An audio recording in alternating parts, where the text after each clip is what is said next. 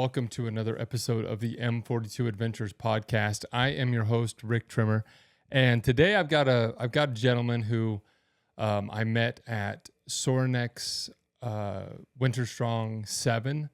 Got an invite to that. Pretty excited about that. It's kind of an invite-only event, and luckily I was fortunate enough to know somebody who could get me in. I became friends with Brandon Lilly, and he got me an invite out there, so I took the chance and jumped at it.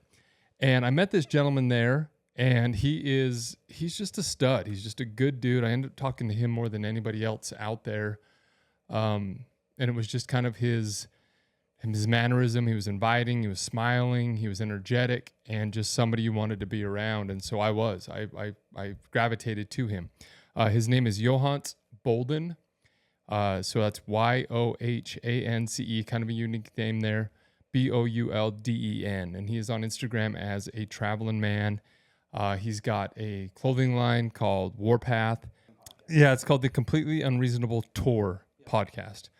And I'm excited for this one. I don't know where it's going to go. I just know that he's a guy who has a cool history. I think he can help a lot of us in life, and he's well thought out, well spoken, and just a pleasure to be around. So let's jump into this conversation and see where it goes. What's up, dude? So yeah, we met at Sorinex, right? Winter Strong. Yep. What, a month ago, maybe a few weeks? I mean, it goes by too February, fast. yeah. My birthday, actually, February 7th. Oh, it was. Yeah, it was. And you were headed back home. And we got chatting, right? We got chatting a little bit, and man, I'll tell you what. Obviously, you know Ryan and Brecken, and what we all said behind your back was just your energy. Just your energy. It's so refreshing. I mean, obviously I love what you're doing and all the things that you're doing as far as professionally and everything, but just your energy, man, was just infectious. And so I just wanted to let you know that there's a lot of people that go around with their head down or, just the victim mindset. And dude, it was just so nice talk every time I saw you. And I know you have bad days. I know you have, you're human. And so it's just cool, man, to be around somebody that just is a light, and it was really cool to meet you. So we just got chatting, and tell people a little bit about yourself, man. All right, I tell everyone I'm a random enthusiast, man. I'm a guy, I like a little bit of everything. But I was a soldier for a career. I did a career in the military. I'm a father. What branch were you in? I was a soldier. I was an Army. Is that Army? Okay. Yeah. I'm not. Oh, you're good. Yeah. So it's actually, it's actually funny you say that. There's a thing, right? If you talk to Marines, they're Marine forever, right? Yeah. Right. If you talk to sailors or people in the Navy, they're sailors, and guys in the Army, they go, I was in the Army. They don't ever say I was a soldier. Yeah. I've never heard that. I just thought that was, yeah. Yeah. It's something I try to make a very point of, just because, it was a profession, man. It's something you did for however long, whether it was 4 years or 20. So, but yeah, so I was a soldier How long for 20 were you years. There? 20 years. 20. Wow. Yeah. And then, other than that, man, I kind of just dabble, man. I run an apparel company, and we do adventures and retreats, which are upcoming. Before, we were running them with someone else. Matt Vincent, great guy, runs Not Dead Yet Life. And we do, but now we're running our own and coaching services, and we found our way into multimedia. And I guess the real thing here is this: we kind of stay in the same vertical, right? If it's talking or helping, we do it. Talking, helping, writing, we do it. I've gotten a couple opportunities to do some public speaking, which is by far one of my favorite things. And that's what I do, man. I just had my first one. I got invited up to a retreat here in Utah, and first, I'm, like I said, I told you I'm new to this world. I don't know how far we went back on me, but I'm from construction. I'm from construction, and then been traveling the world, and so I'm new to this world of podcasts and self-help and stuff, just trying to get people on the path that has brought me so much love and joy. And I got invited up and went up there and spoke at this retreat, men's retreat. Well, no, not even men's, it was men and women. Awesome. And it was cool, man. It was a neat kind of getting my toes wet, and just I was nervous, obviously. I didn't have anything really prepared, but it's powerful, man. When you can influence somebody's life, it's a big deal. Yeah. I mean, that's the thing right there is like moving people. And then, it's also funny because one of the things we connected on when we met at Sornex was the idea that people are only into themselves. Mhm. Right. And like that's one of the largest problems that we find is that people only think of themselves, right? It's me, me, me, me, me, me, me. And not in some like bad way, but it's like, my problems are mine, all these things are mine. And so it just spirals. And then, to kind of connect the two, it's like for me, it became one of those things like the light turned on when I realized helping people helped me, right? 100%. And 100%.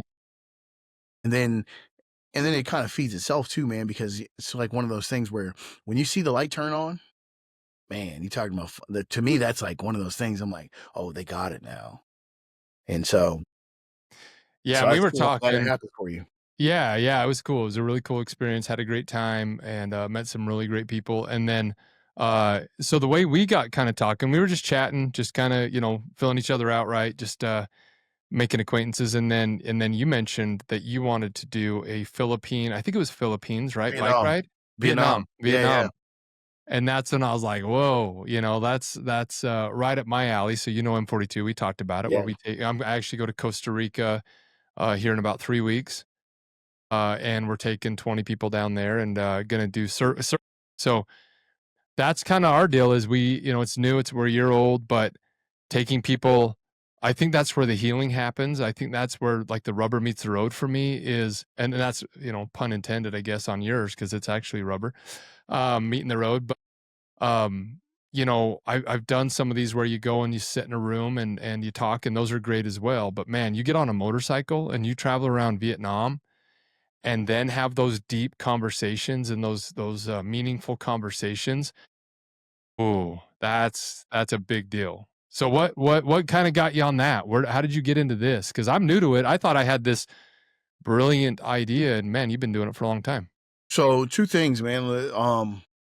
One I can't take credit for. I have to give it to my dad. My dad was a lifelong soldier too, 28 years in the Army. He told me a long time ago, he was like, and I don't remember the exact word he put it, but he was like, if you want men to talk to you, you got to do stuff with them. Mm, Right. And he talks about the fact that he was like, whenever he would counsel guys, he would never do it in an office. It was always walking or doing something or after they did something.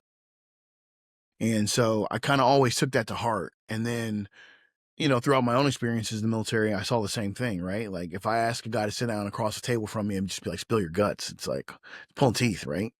But then once we do something physical or whatever, especially something where we can share something like a bond or a suffering or even an enemy, right? mm. Like, then all of a sudden now we're friends, we're homies, we have a rapport. So I just kind of kept building on that. And then for the podcast and for the men's retreats and for everything else for me, it started becoming both. It became adventure or exhaustion and then food. So if I can break bread with you and I can get tired with you, I can get close to you. I love Right. that. And 100%. so, yeah. And so then it became this thing where I was like, well, what would be cool?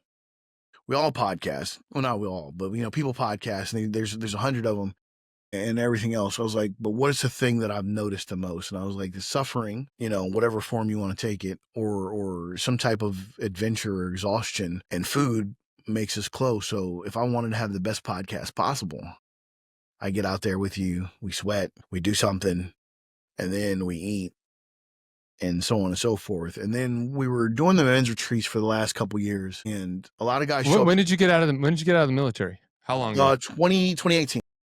2018. So 7 years. So when you came out, what was this? Did you have this idea before you came out, or how did it come up? How did you? Man, we're gonna go. Okay. Yeah, I want to know. I want to know because I actually So just talked to a gentleman the other day. I podcasted with him. Have you heard of One's Ready podcast? I don't think so. It's a military one. It's been around for 5 years. I just had him on, and I learned a lot about the military. He's 1 year out, Mm. and it's a big deal, man. 20 years. He did 20 years as well, and it's Yeah. like there's a major, It's that's a got major it. shift in your life, and you don't think it, especially for guys who spend their time in certain career fields. You think like, well, we're not as indoctrinated as regular soldiers or whatever the thing is, and you are. You just don't even. I mean, here's a small one that no one. If you're a senior leader in the Army, you're used to people, or anywhere probably, you're used to people moving out of your way, and then all of a Authority. sudden, and then the next day. No one They're moves not out of your moving. way. Yeah. You're near Good point. nobody. Yeah. And so even little things like that. So yeah, so but to be even more like real with it, I got out of the military and I was not doing well. I was going through a divorce. Um and everything that I had was crumbling around me due to my own making, just Okay. to be clear. Mm-hmm. I mean, I had externals, right? I'm diagnosed PTSD, whatever, but I wasn't taking care of the things. So like one of the things we talk about in our group and our coaching is like control your controllables, right? And there's 5 points to resilience that we look at. And so if you looked at mine, they weren't there.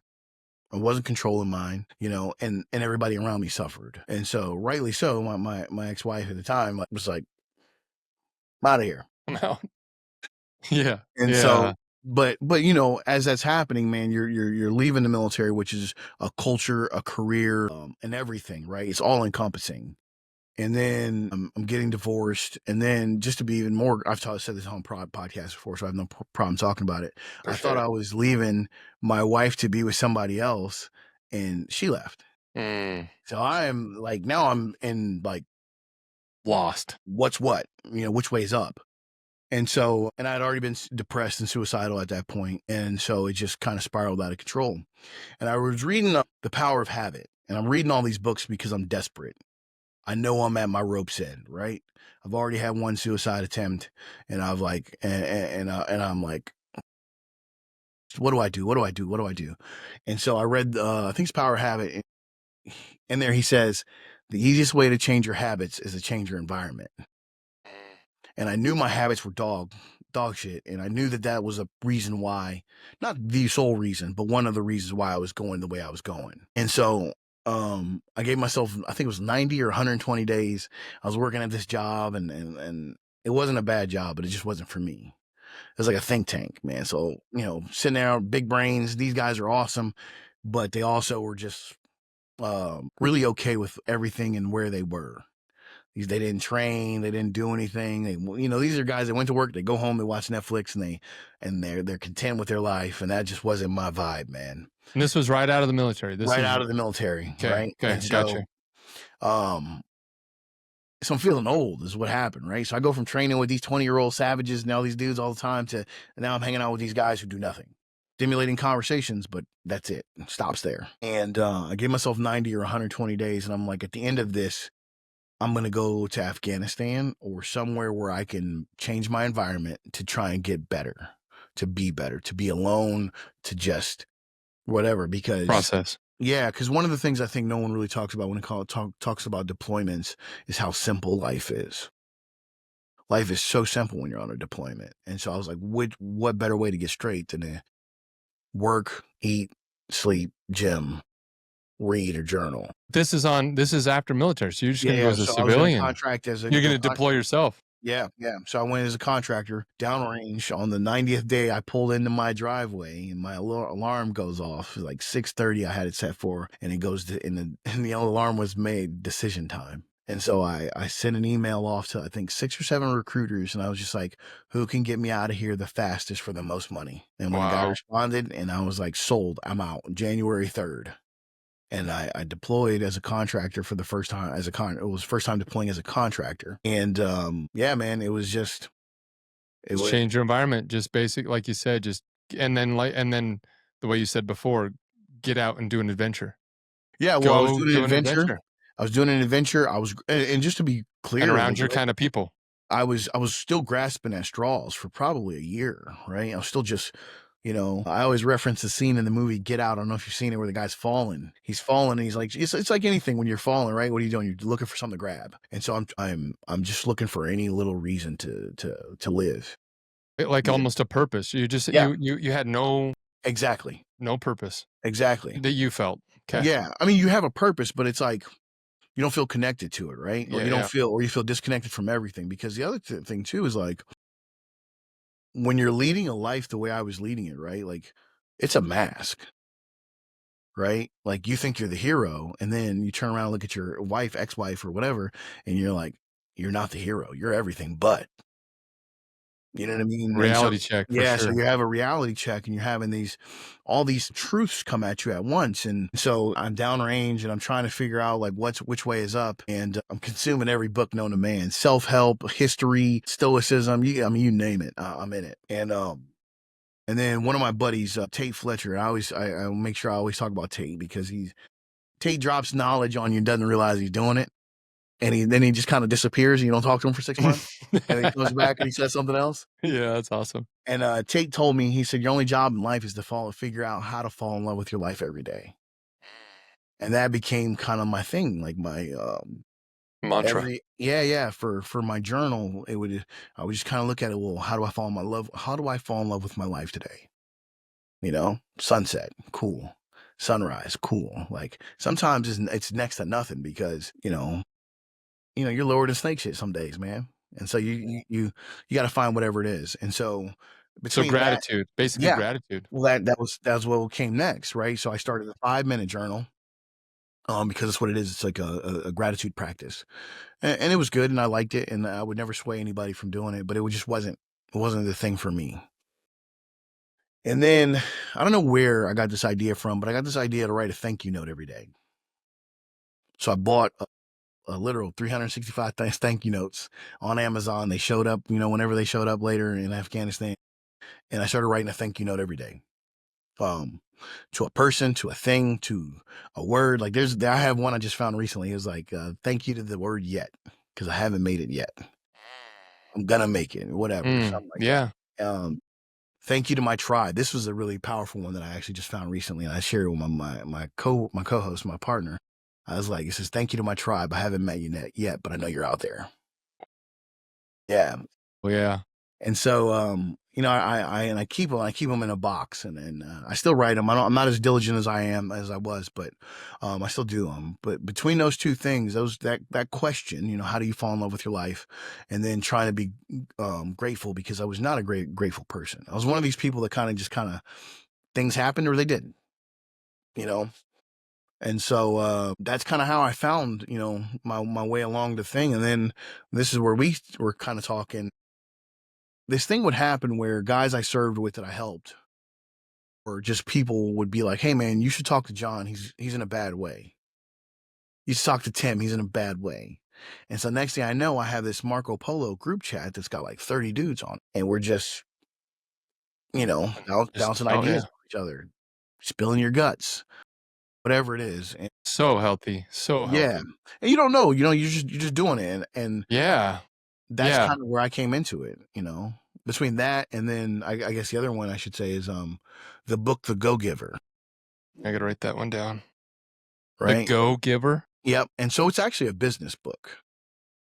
But the thing I took away from it was, if you don't have money, give your time. If you don't have time, give your ear. If you don't have an ear, give something. Right? And Well, so it's that's obviously a play on words, because we're all thinking go getter. Yeah. And he's That's exactly saying what it go is. give. You'll get Yep. the value if you give, don't try Yep. to get. I Yep. haven't read it, but that's Yeah.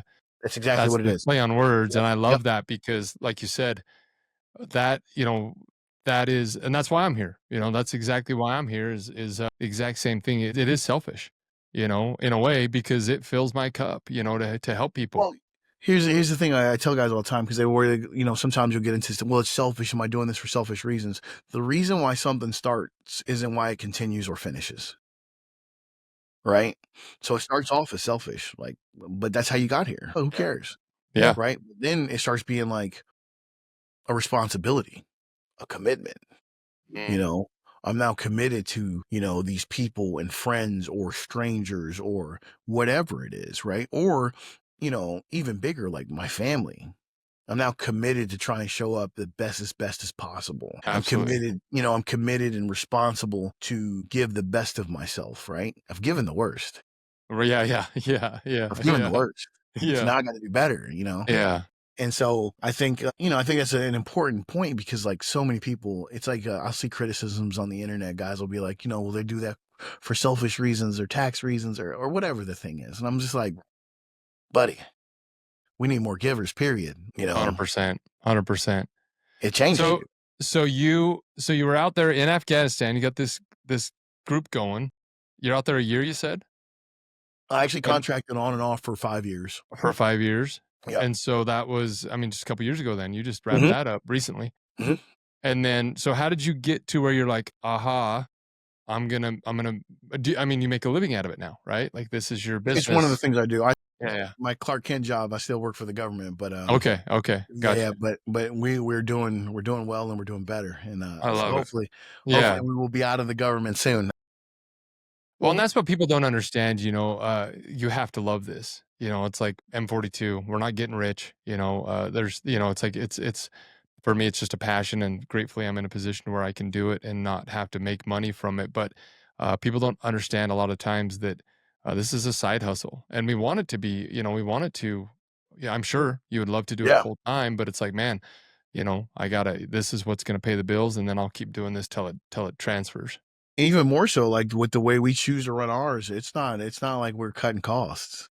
There's a way to do this where you can cut costs and you can probably make a living out of it, but, like, we're flying in to see people for a podcast is not cheap. Yeah, yeah, It's way for easier sure. to just Zoom and Riverside and everything else than to fly a crew out, spend a day with them, rent out a room, rent out a space, but I want to do it right. And I want to do it because I think that there's something to when you build these things and you invest in these things, right?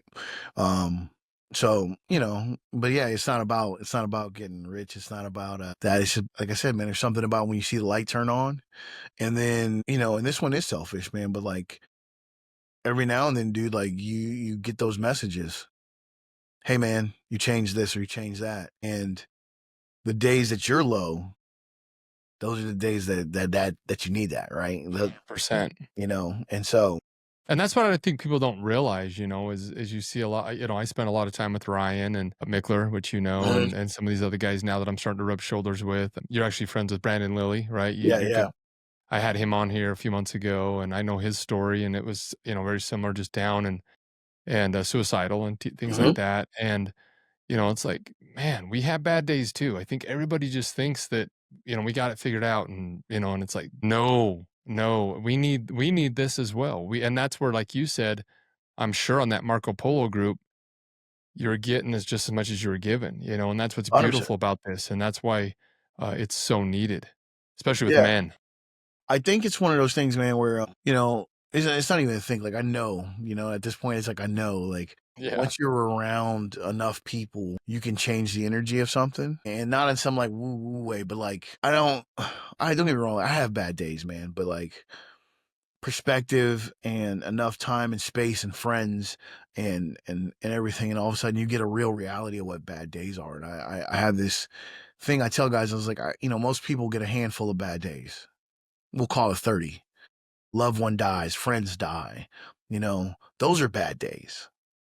When you bury your parents, right? If you bury a child, those are bad days. Everything else is just a miscalculation in real time, I right? love I that. spilled my coffee. That's very wise. That's very well said. 100%. Yeah, and so I recognize that, man, and here's the other thing too is like, and the bad days that you have that you've caused on yourself, like those are the ones to hold on to. It's horrible as it is, right? I can go in my mind right now, and I know one of the worst days that I have that I caused, and I hold on to it, and I don't hold on to it in this like punishment way. I hold on to it to remember, like, forward. We got to move forward, right? Learn from it. Yeah, because it's so easy to slide back there, and in fact, you probably will, just not as deep, hopefully, right?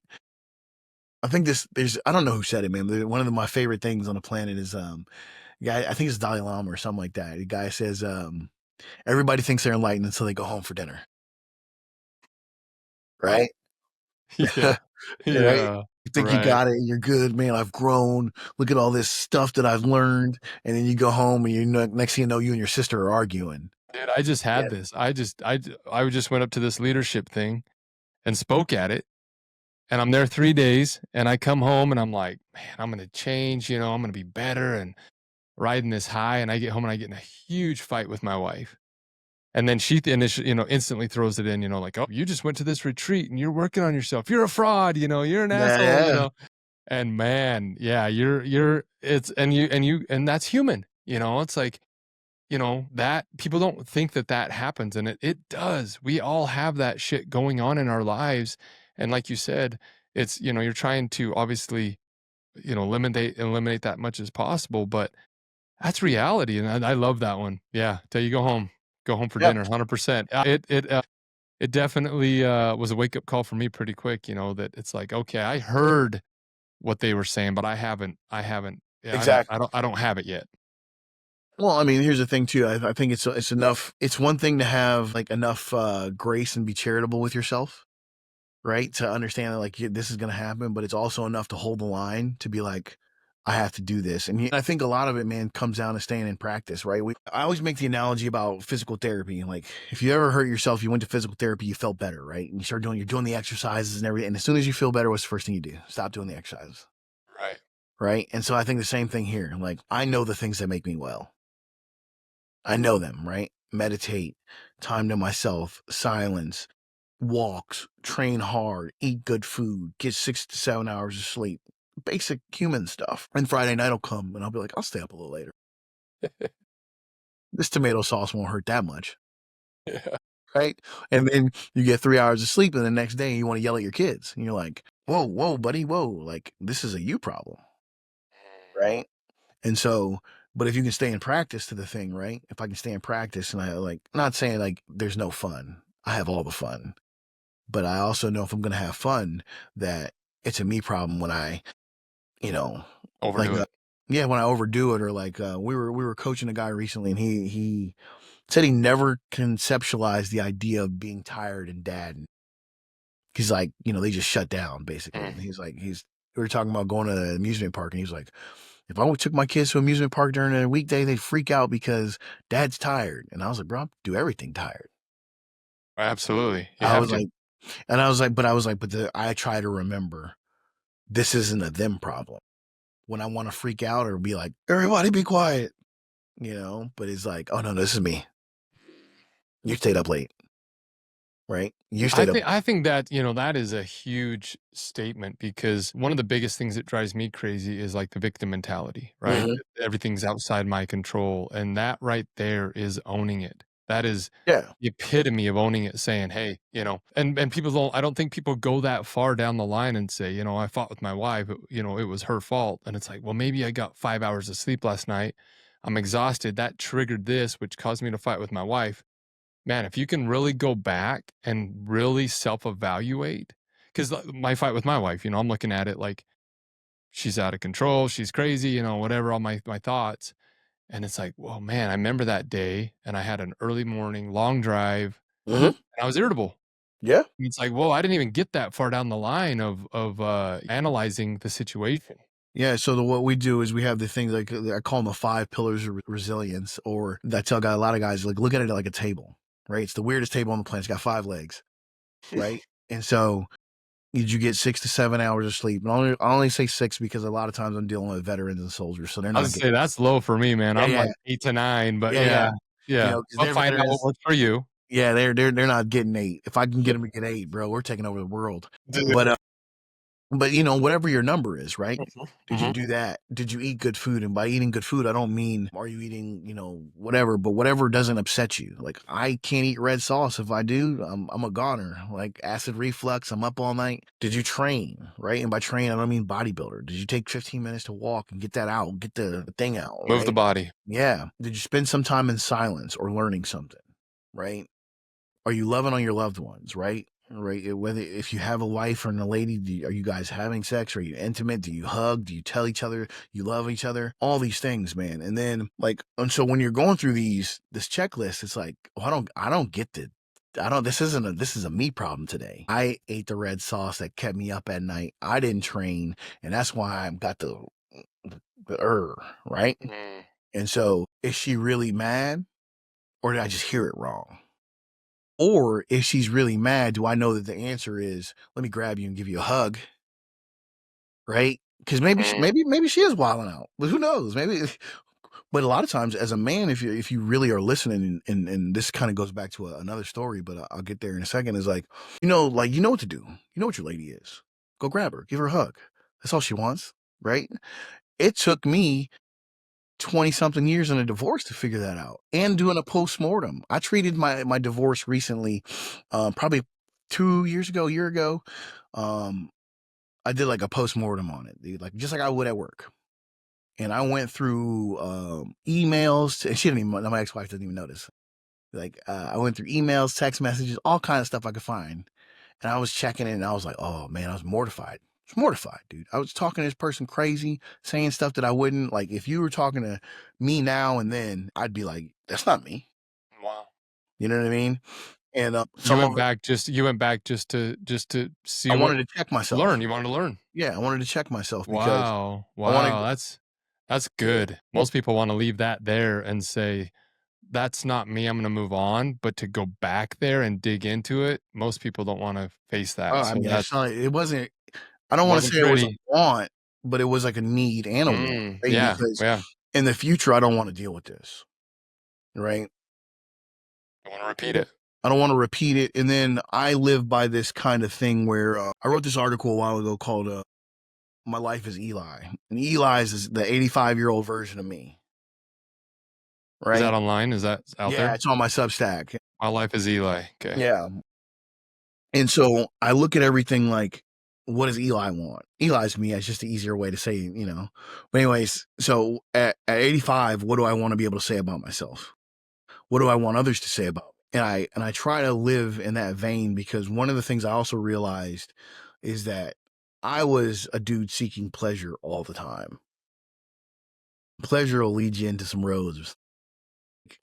Don't get me wrong, we all like pleasure, and you should go find it. In a healthy Now, way. yeah, but now I kind of, the self mantra I have now is proud over happy, right? I'm more interested in making myself proud, which the byproduct has become that I've been happy. But because of that, I had to do some things and some thinking and some whatever. But it also narrows my scope now, right? If I know at 85 I want to be able to say that I'm an adventurer, certain choices are out the window. If I know that at 85 I want to be able to say I was a good husband to the next person I marry, and certain choices are out the window. Right? So all of a sudden now everything gets real narrow. Get you these guardrails. Yeah, it's guardrails, but it's narrow with a broad horizon. Narrow road, broad horizon. And so I kind of live in that vein now. And again, like, I'm not perfect. I mess this up all the time. But being able to go back and say, and look at the honest work and say, oh man, like, you did that, right? The way you said this wasn't, whatever. And y'all, and then there's other parts of it too, where you have to recognize that, like, some people are oil and vinegar, whatever it is, you just don't mix. You just don't mix, and all those things. So just, I went back and I looked at the postmortem, and I looked at that, and then I try to address it in how I handle people. And my goal in life is that I want to be regret less, right? It's not that I'm not going to have them, and it's not that I don't want to say I'm sorry. My goal is to act in a way in which I do not have to say I'm sorry. Right. And so, it's that. And it's funny you said, so the thing you wrote was My Life is Eli. So you kind of picked up this person to write to that's Eli. It's you. But you're, when we were at that Lead Strong retreat up here in northern Utah last weekend, there was a guy there and he was talking about a book, and I don't remember the name of the book, but he said one thing that he's done that's really helped him with his family and his kids especially is they name their brain. Because he says we all think our brain is us. But our brain's not us. He says, if it was, you wouldn't have these inner dialogues and battles and conversations, So he says it made it really cool where they name their brains. And so it's honestly like you're talking to somebody else and you're trying to reason with them, which we all are in there, but it kind of separates it to where it's like, yeah, it's in me, but at the same time, it's not, it's a weird concept. Yeah, no, I love it. But I That's liked good. it, because he says his daughter named her brain Becky.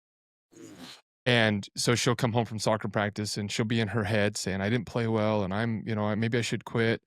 And the dad will say, hey, that's Becky talking. Tell Becky to shut up.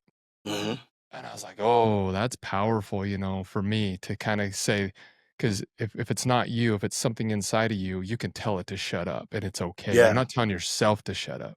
Just remind me of that with, My Life is Eli. No, that's funny. I never kind of I never connected it till right now. But like, even like, I remember in facing fears, man, right? Like, which is a big tenet of mine is, I've constantly told myself, shut up, we're not doing this. Mm. You're going out this door. Mm. Right? Like the first time I jumped out of a plane, man, I remember the door opens and being like, whoa.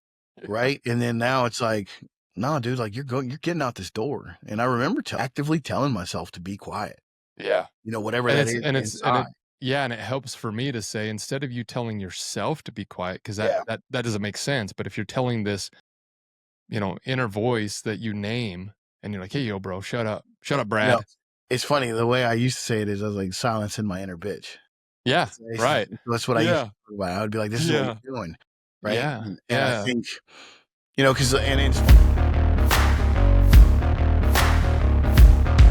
All right, let's take a minute and step away from this conversation real quick and talk about something that we have going on. So, as many of you know, we launched our online community last year in September. So, it's about 120 days old.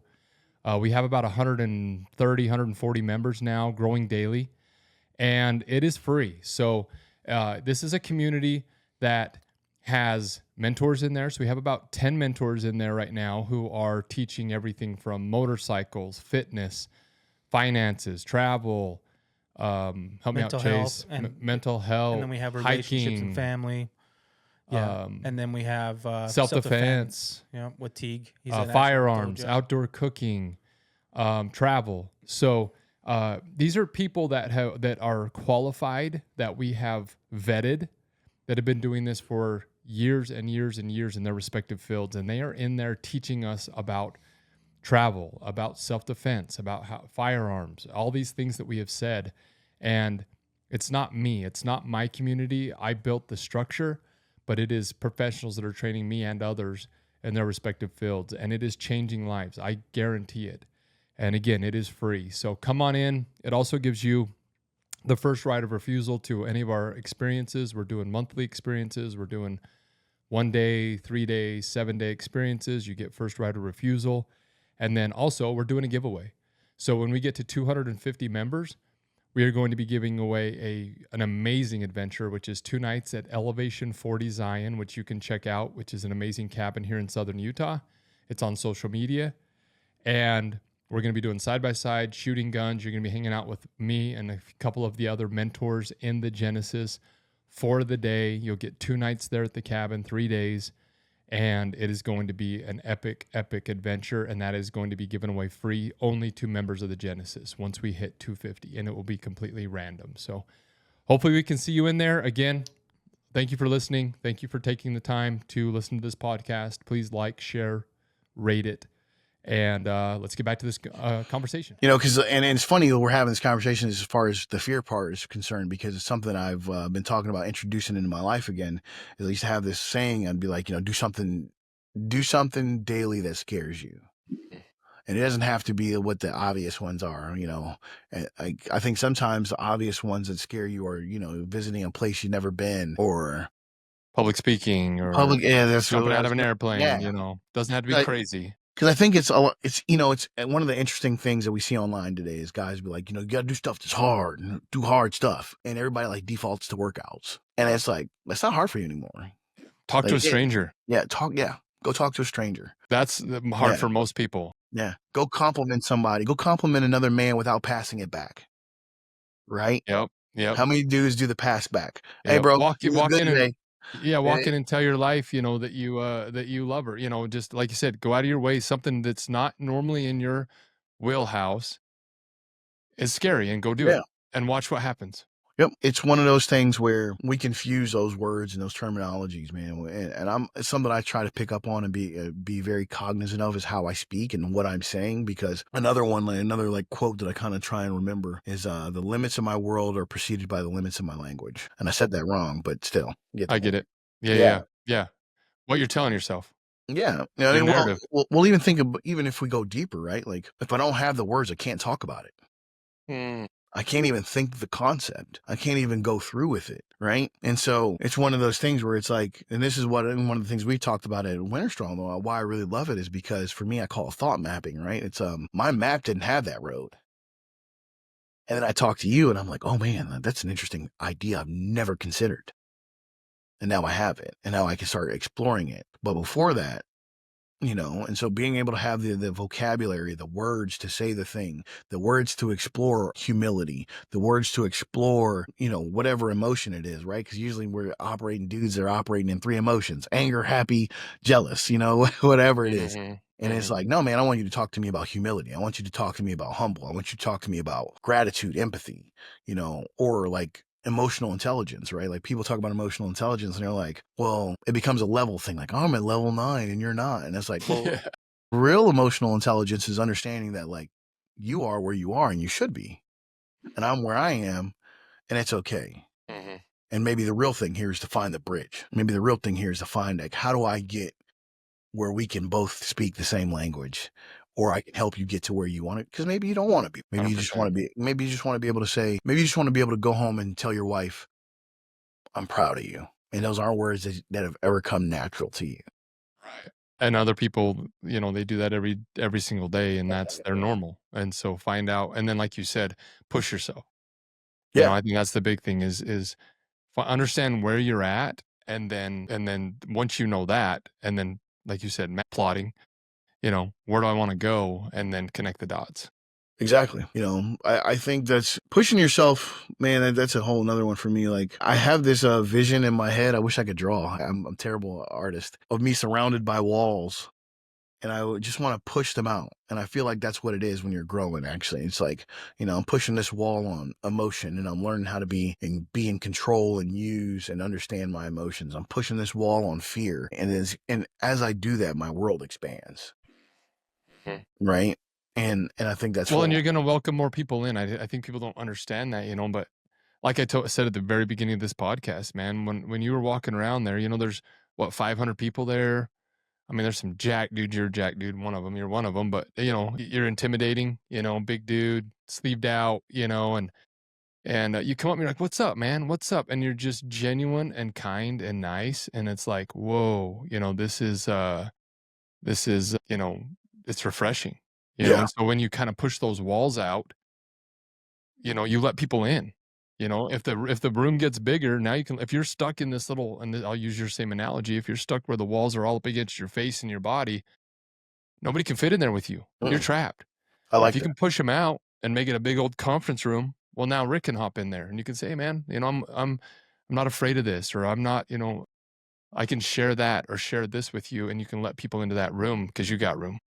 And you get to learn, man. I think that's the one, like, kind of, something that happened today is I was talking to a friend about the fact that, like, how I operate with my friends, and I kind of expect my friends to operate with me, and we typically do is like we check each other a lot, right?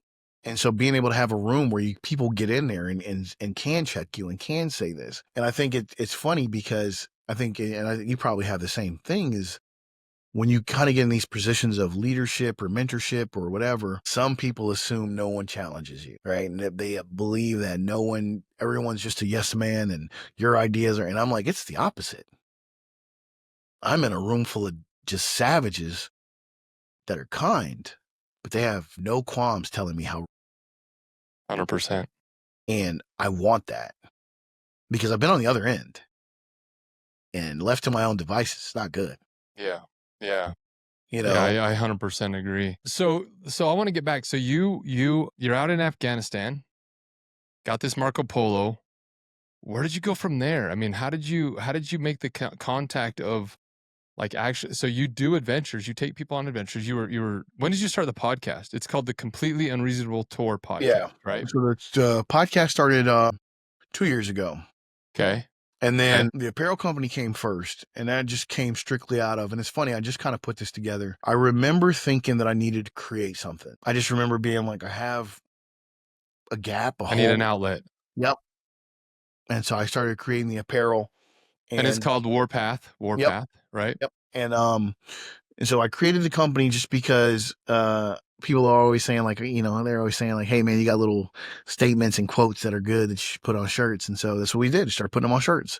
And we were actually talking about your shirt, me, Ryan, and who else was with us? I can't remember his name. Anyway, we were talking about your shirt, Killed the Clone. Yeah.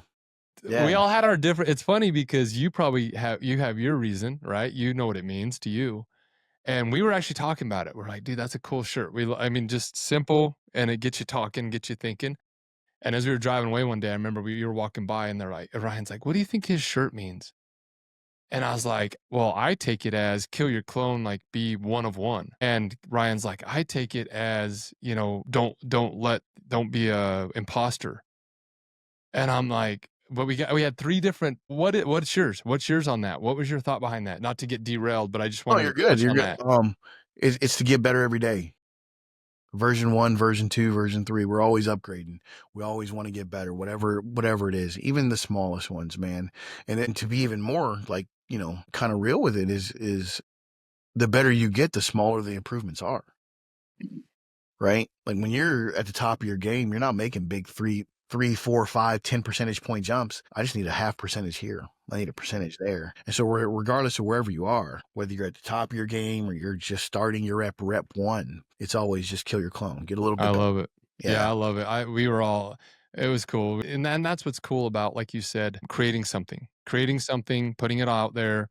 And then you had 3 dudes driving away in a truck. And we talked about it for like 15 minutes, That's awesome. and it's like, it just gets people thinking, right? It's not, and I actually went home, cause mine are like M42 Adventures on the back. It's our logo. And I actually, our Costa Rica shirt we just did it this morning, but I was going to just do like a picture of the country of Costa Rica, because it's a surf experience. And it actually, we're going to put, I learned how to surf in Costa Rica, ask me about it.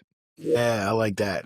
Just a statement, Yeah. like tap me on the shoulder, and so I'm leaning more towards like you're doing with that, with the, just a statement instead of just a picture or a drawing, it's like, Yeah, we do both. And I just think I think like what you just told me really, really like set me off. I like that because that's one of the things, it's funny. Like I have friends who they don't like shirts that make them think or whatever. They want, tell me what it is. Don't make me question it. And I'm the opposite. me too. I want what you just was. So what you just said happened. That sets me off because I'm like, good. It's also a very, Think, Ryan question too. yeah. Well, and I think if we were walking along and I had a shirt on that said something like that, knowing your personality or my personality, I'd tap you on the shoulder. Yep. Hey, bro, your shirt says you learned to surf, and it says ask you. So I'm asking you, like, what's up? And you're like, well, hey, man, we have this community, and we take people on adventures, and you want in? And it starts the way I got the idea was I was at the gym, and I don't go to the gym a lot. I'm new to it. I never worked out really, but it's a necessity at my age.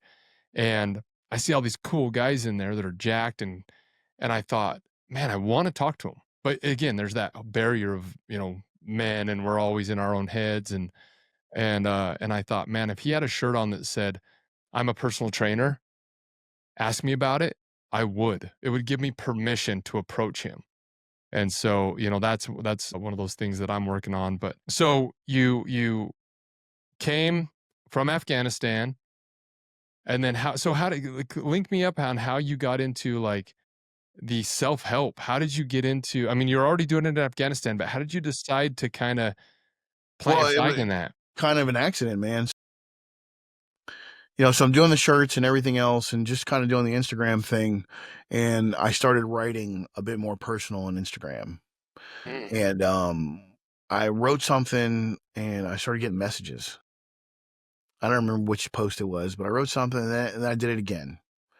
And I get more messages. And then I remember thinking, like, this Instagram thing is not really working. Nobody pays attention. Who cares? Like, whatever. It's also just draining my time. Like, I got better things to do. And then I got a message, man, and I tell everybody this was like white lady, 56 years old. We have nothing in common. She's never been a soldier. She's never been in like surface. We have nothing in common. And she tells me about how my post helped her. And I was like, whoa, well, that's wild. And it kind of just kept happening. Trickling in, and then some days it would be a lot, and then it'd be a little bit. And I was like, all right, well, maybe there's something to this. And then I'll put him on the spot since you know him as well. And so then Lily and I are talking, and I said something to him about my dream of writing and how I never pursued it. And Brandon said something. He said it like my granddaddy would have said it. He said, you can tell it like it is, or somebody else will tell it like it was. And it was something about that just really hit me. That's deep. He's deep, man. He's deep. Oh, yeah. He's a stud. Yeah. And so when he said that, it kind of I was like, all right, cool. This is what I'm supposed to be doing. And so I started writing a book. I never finished it, which is funny. I actually talking full circle. I talked to Lily today and told him I've had enough space from it, so I'm going to get started attacking it again. But so I started doing that, and that's kind of what sparked it. And then yeah, and then what happened was Matt Vincent and I started chit-chatting, and I went on his podcast twice. We became real good friends, and then he was like, hey, man, I'm going to start mentoring people. And I was like, that's cool. I've been doing that forever. And he tells me you can charge. And I'm like, you can charge people? Wait, people pay for this? Right. He's like, yeah, man. And I'm like, I didn't know that. Like, I've been doing this for free forever. Yeah. Yeah. You know? Yeah. Like with guys, and I've even had guys say like, hey man, I'll pay you. And I was just like, well, that's not what this is. This is not, you don't pay. Transactional. Yeah, you don't pay helping for out. Yeah. And so, and then he's like, no, there's a whole business industry that this is what people do. And so that's how I really got started into the whole, like, because for me before it was all via coaching powerlifters or soldiers or, just whatever kind of endeavor I had where I had people and I'm trying to get them focused on a task. And then it became this like, oh no, we're actually just going to help people level up. Which is hard to market. It's one thing, a lot of people out here that mentor and have these groups and communities, and their group is like, I'm going to make you more money and I'm going to make you tougher. And whereas mine is just like, hey man, we can make this cooler. Mm-hmm. And the byproduct, yep. And by the byproduct is almost every single person makes more money, absolutely, enriches their more physically fit, everything else, because we live by, a set of, we won't call them rules, but just tenets.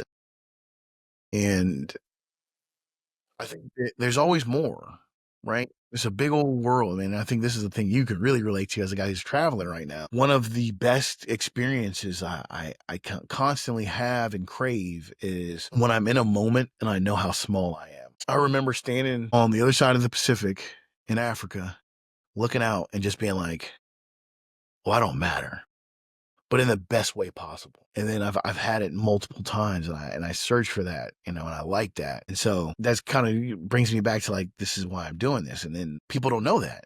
Mm-hmm. They don't know that you just fly to Africa. Like, yeah, you could just do this. 100%. 100%. You could just wake up, change your life.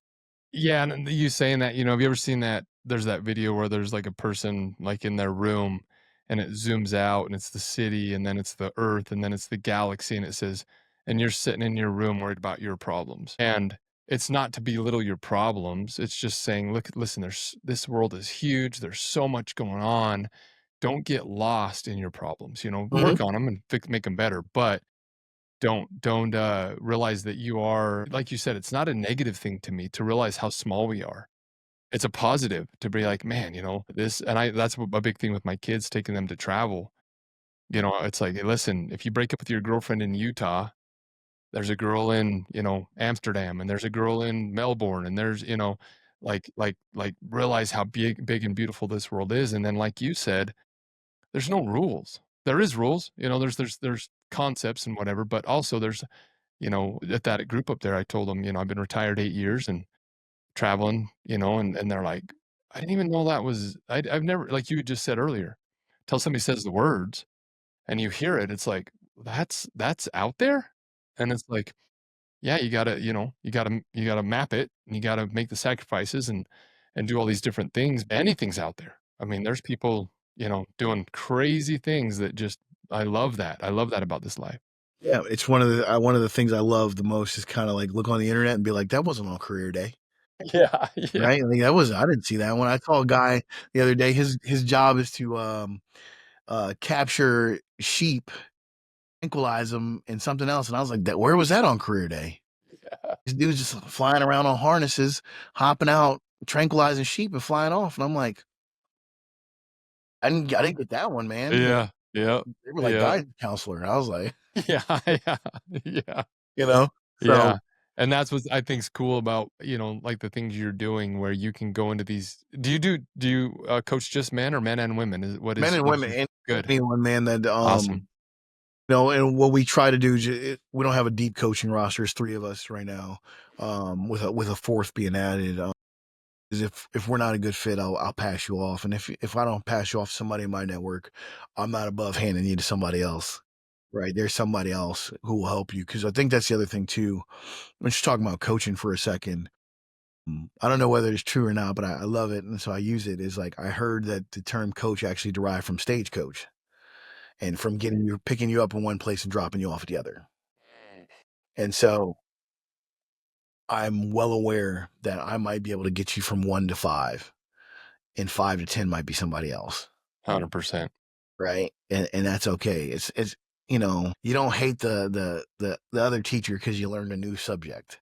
Absolutely. Absolutely. And so I think that's powerful. Two things on that. So M42 Adventures is M42 is the scientific name for the constellation behind me. It's the Orion constellation. But my first name for the company, first name that we came up with was Exodus.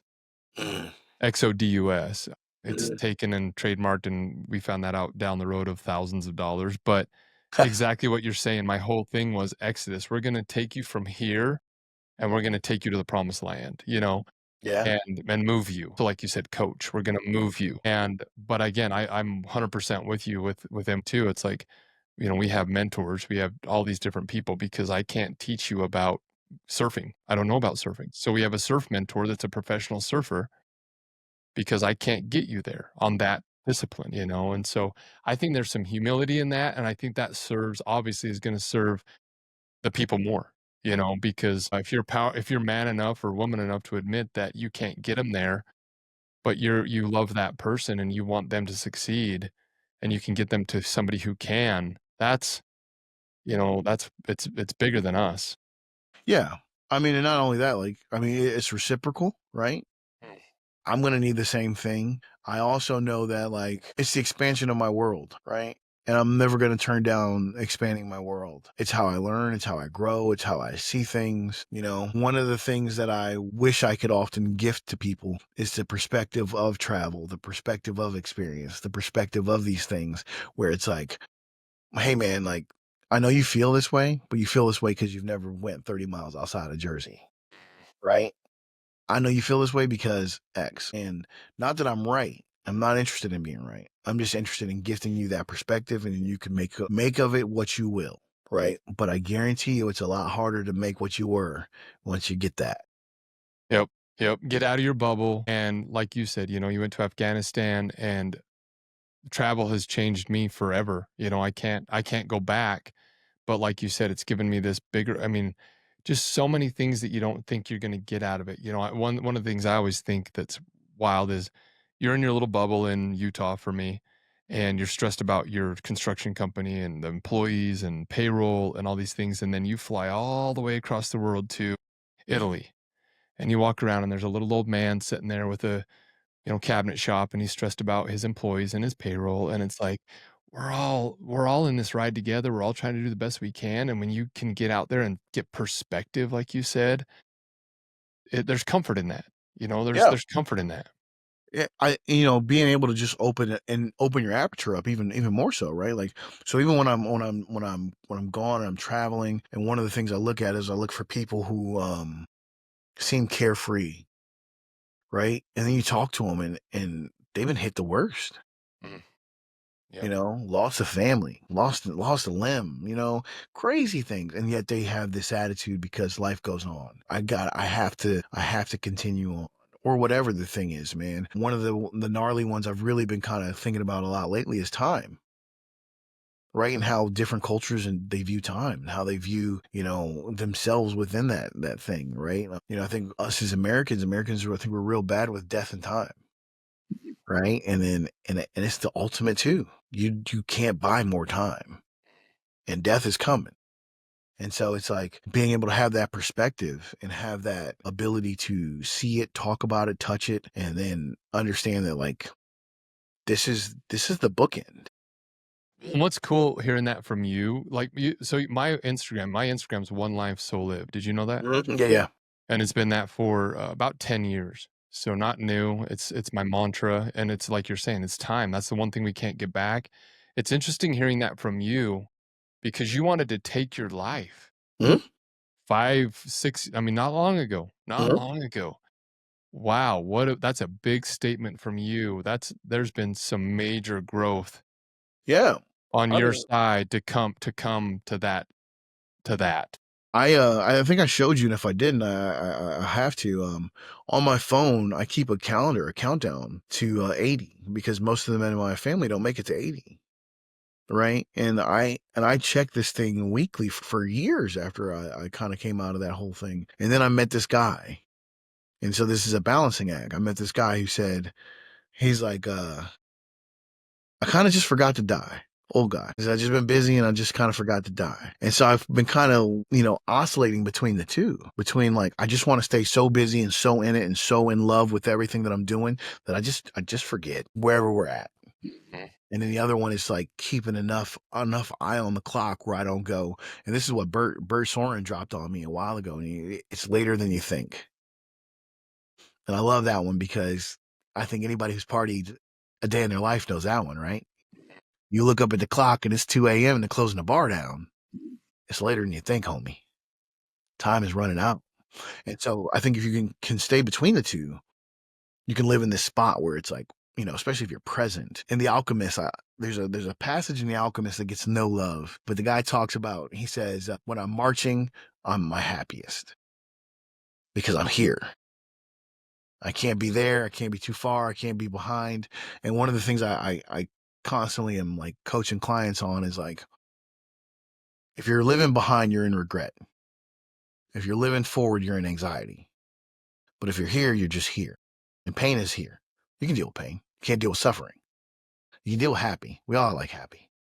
And then for me, the root of it all, and this comes from my dad, man, is my hero, is like, my dad's the most content man I've ever met, which I think is the root of happiness, is contentment. I wonder why, and my dad, he served in Vietnam. He was a tunnel rat. And so for people who don't know, tunnel rats did extremely violent things for however long you were deployed. And my dad's the happiest man I've ever encountered. He's also the most content man I've ever encountered. And so I try to remember that, right? I try to like lean into that. Like, how did he get here?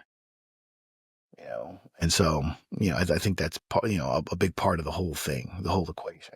Yeah, 100%. I always tell my wife, it's like, I always tell her I want to, live like I'm dying. And she's like, well, that's morbid, you're not dying. And I'm like, I think like you said, a very good point of being in between, where it's like, you know, if you're counting down the days, then you're just living ahead. But if you just don't care, then you're just drifting.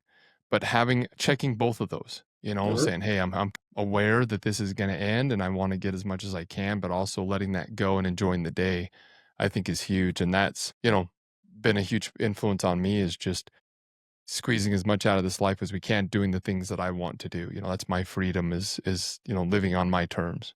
I like that. I think it's where we're all trying to go. There's another one that I really kind of cap it off with, is like, at the beginning of every journal I have, I start off, the first page says Hoka Hey. Turns out this isn't true. I've said this a bunch, but I'll say it again. They used to say it was a Native American saying Hoka Hey, today's a good day to die. Turns out that's not true. They never said that, but I still use it anyways. Yeah. It's a good day to die. And so when I first heard about it and read it, I thought it was like this 1980s Charles Bronson, Clint Eastwood tough guy line, like, good day to die, that kind of thing. But what turns out, what it really is that if you had to die today, if you did not wake up in the morning, your family knows that they're loved. Everything that you have has a bookend on it that's okay. Maybe it's not over, but the people know where you were going. They know what the intention was. They know that you wanted to be there, And so I love everything that. in your life is kind of buttoned up. And it's one of the things I try really, really, really hard to do, right? I mentioned on here my ex-wife, like, we're good now. She's in a new loving relationship and all these other things. And, I'm out here living the best life I can live. But one of the things I bring it up is because it was really important to me that, like, she know that, like, this isn't your fault, right? It's really important to me that the other people in my life who have stood by my side, who've whatever, they know where they stand with me, right? And so it's one of those things, not to say to do it or not do it, that's your own choice, but like, don't go to bed angry. It's that kind of thing, right? Like, you don't know. You just don't. We don't get stamped with the expiration date of we're not milk, man. We're not a gallon of milk. And so trying to remember that and like really stay there is like very important to me. Like I said, I mean, you just don't know, and life is fragile. And we I think as Americans, we're so worried, you know, and you use the word morbid. We're so worried about being morbid and touching and seeing death and whatever else. But it's the ultimate litmus test. Percent. It's what makes you live. Yeah. If you think about death, you will hopefully live. You know, you hear these people that get these, you know, horrible diagnoses and, you know, about their life ending in 6 months, 12 months, 24 months. And what do? They, you know, hopefully some maybe don't do this, but hopefully they go and take the trip and, you know, live as much as they can. And we all lived, even though you're getting to 80, keep living that way. There's nothing bad that can come out of it. You know, as far as what you're saying, there's no downside. If you try to button everything up and have it to where your family's in a better position and you're living each day, you know, to the fullest, where's the downside? There's not one. So, you know, you always hear that saying, I don't know if you're religious at all, and I'm not, but I was raised that way and I still value all of the teachings of religions as far as the basics, you know, the fundamentals. But they say it's better to live like there is a God and find out the wait, let me make sure I don't mess this up, right? So it's better to live like there is a God and find out that there isn't than to live like there isn't and find out that there is. Yeah. I get And I that. always challenge that. I always tell because that's how my family's very religious. And I says, you know what? I'm gonna live. So I was talking to my grandpa's funeral, which I was very close with, and my sister came up to me, and I'm just one of those guys where I invited him on all the trips. We spent so much time together the last decade of his life. And she says, I wish I would have done more of that, you know, but I've got heaven and I'll see him again. And I'm like, I hope, but I ain't taking that chance. You know, Yeah. I'm going to get it here. I'm going to get it here. I'm going to go travel. I'm going to eat the food. I'm going to make the relationships because I'd rather get to heaven and find, you know, if there is, it's like, cool, I'm here. Great. But I also didn't waste that. Yeah. I 100% resonate with that. The way I think about it again, to reference Eli, is like, the way I've envisioned this in my head is that, you know, my oldest boy probably asked me, like, I'm on my deathbed, if, you know, if there is a thing. And he asked me, do I want to do anything else? Is there anything else left, Dad? And I want to be like, no, not Yeah. at all. I'm empty. I'm here and I'm surrounded by the kids and the grandkids, hopefully, whatever else it is. And that's all. That's all I want, man. I love that. What a beautiful goodbye. What a beautiful goodbye for you and them. Yeah. To look at grandpa or dad in the eye and have you say, I'm good. I'm good. And you know, and and here's the thing is, I think, like, if you're lucky enough to have that, then fine. But if not, right, then it's to just milk it, like you said, every way possible, every day possible. But here's the other part, I think, and here's the other key in like really milking it. It's being okay if it doesn't, right? I had a Saturday. Control the controllables, like you said. Yeah, I had a Saturday here recently, and I like blues, like old blues, and so I'm putting on some old blues. And I was getting ready to record something for Instagram or something. And I was like, get ready to set the needle down. The kids are laughing in the background. And I was like, that's it. You know, that's one of those things where I try to remember, like, that's the only thing that matters. Like them laughing, us hanging out, having these things. If I never see another extravagant trip again, I want it. Don't get me wrong, brother. I'm working for my next one. But if I never get another one again, are my loved ones loved? Do they know that they're loved? Am I taking care of the things the way I'm supposed to? And am I okay here? Because if I can be okay here, I can be okay anywhere. You know? And this is for me, this is a cap, right? My buddy Elliot went to Philly this weekend and he got to see one of the prisons, the old prisons. And I don't know why I went there. As soon as he showed me the pictures and videos, I said, you know what's funny?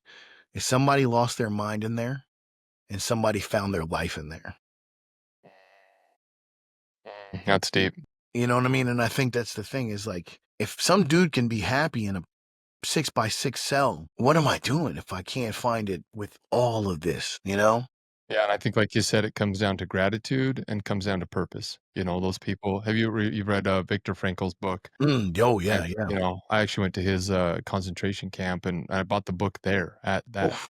facility. And and he talks about that, where if you can find your purpose and your meaning, then you can be happy anywhere, even in a concentration camp. And that's when you've won the game. Like you said about your dad. It's like, man, contentment is a huge thing we're missing in America. When I first retired, I was working and making money and hung up my hat and went to travel. And I remember 3 or 4 of my buddies called me saying, "What are you doing?" And I'm like, "I'm traveling the world. I'm going with my family and gonna go travel." And they're like, "Well, there's more money to be made. Like, we Ugh. can make more." And I'm like, "I have enough." And they're like, "What's enough? What does that mean?" And I'm like, "Whoa, you need to do some searching." Well, I think that's a great one because I like stoicism a lot, and there's a part, and I don't remember who said it, which stoic said it, man, but he talks about going and being in beggar's clothes and being okay with it. And to me, it's the same thing, right? It's like I find myself oscillating between those, like making sure I'm okay with enough. And then there's more, and I'm okay, and I want more, but I want to always make sure and check myself that I'm not chasing after something to fill a hole that is just it's not patience, it's not the word I'm looking for, or it's just like you're okay with just being here, Mhm, right? Because we mhm. can always chase, man, and I'm a chaser by nature. By nature, I'm always hunting, I'm always looking. But it's one of those things where I also know enough to know now that like I got to be okay with here. Yeah, and I think I think you have to, in order to have your own business and to coach and to lead, you have to have those attributes of chasing and growth and more. But for me, it was always, this is what I'm willing to give. Like even with two adventures, it's like, this is what I'm willing to do. I'll give this much time and I'm okay with that, but I don't go beyond that. And same with with money. It was like, as soon as I can get this much passive income without trading my time for money, I'm out. And I could have gone for more and I could have gone for a bigger house and a bigger, a bigger, but it's like you get one life. And this was enough to cover my expenses and more forever, as long as I'm smart, and I'm out. And I think if more people can come to terms with that contentment and what that means for them, and it may be something different, and that's fine. That's what's beautiful about this world. But really sit down and find it, because I'm financially coaching a bunch of people now with M42, and they'll come in and they'll be like, "Man, I need to get a new car." And I'm like, "Well, how come? Your old car's it's not running?" And they're like, "Well, no, but I'm a real estate agent and I just, man, an Escalade would look a lot better." And I'm like, "There you go. Now you're doing it for outside reasons." I would respect the real estate agent personally that came up in an older car and said, "Listen, I can still sell you this house, but I'm on a journey of retirement and I'm driving an older car. Hopefully you don't judge me for that, but I'm taking care of my wife and my kids and I'm living debt free." Who's gonna argue with that? Who's gonna be like, Yeah, "Oh, you're an idiot. You should go get a car payment." yeah, Like, just tell people your story and what you're doing, but really figure out what you need.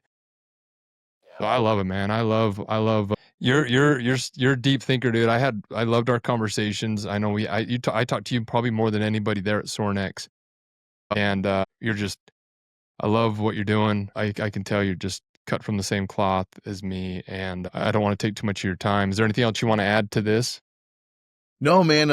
We're gonna be dropping new apparel soon, and Just say, how do they find you? So the Completely Unreasonable Tour podcast, yep, right? podcast and Spotify and YouTube. Okay. You got the Warpath apparel. Yep, Warpath Apparel, and then the adventures are gonna be kicking off here soon. We're waiting for a meeting. So I want to tell the world right now, tell you when we get off, but we're waiting on a big meeting, and if it comes to, and it'll be even cooler than I expected. I love it. I love it. Yeah. And then they find you on Instagram. It's Yohance, right? Yep. How do you spell it? Yohance, a traveling man. It's at the bottom. You'll see me there, and They you can need find me on coaching. Instagram. If people need coaching, they can reach out to you direct. Yep, reach out to me direct. I think my Calendly's back up. I took it down for a while, but usually you can book on there, and there's a free 15-minute, and then everything from there is charged. But yeah, we're good. Cool, man. Cool, man. I appreciate your time. If you do end up doing the Vietnam thing, let me You'll be getting a know. call. You'll be getting a Dude, call. I would love to come do that, just as a guest. I think that is, for me, the selfishness for me is, obviously helping people is great and I want to do that, but for me, it's just meeting cool people and having another adventure is my payment, And so hopefully we can get you out to Utah. You need to come stay at my cabin, and we'll break bread together. We'll do it, man. I appreciate it. Appreciate it, brother. All right, man. All right. So there you have it. Just a good dude, good person. Obviously gone through some dark days there and came out the other side and is trying to help people live life, have a good time, and just somebody who I want to spend more time with. I hope we will do some things in the future with M42 Adventures and his what he's got going on. So again, Hans, that's what he was saying. That's an absolute pleasure to talk to you, my brother. And if you guys want to follow along with him, you again can go to Instagram, A Travelin' Man, Yohance Boulden, YOHANCEBOULDEN. Warpath is his clothing line, and the Completely Unreasonable Tour podcast. So again, thank you for your time. Appreciate that. I hope everybody has a great weekend. Hopefully you took something from this to go out there and live. And, if you're going through some dark times, know that it can get better through action. Find your community, find your people, find a hobby, find something to pull you out of it. Like Hans did. Change, he went to Afghanistan, just packed up and left. Change your environment. If you have nothing to lose, if you're at that stage in your life where it's that dark, mix it up, change it up, do something different, and join the Genesis. Again, we got our community. It's free. And let's have some good conversations in there and get you on an adventure. So enjoy your weekend. Again, thank you for listening. This is the M42 Adventures podcast. I am your host, Rick Trimmer, and I'll see you on the next one.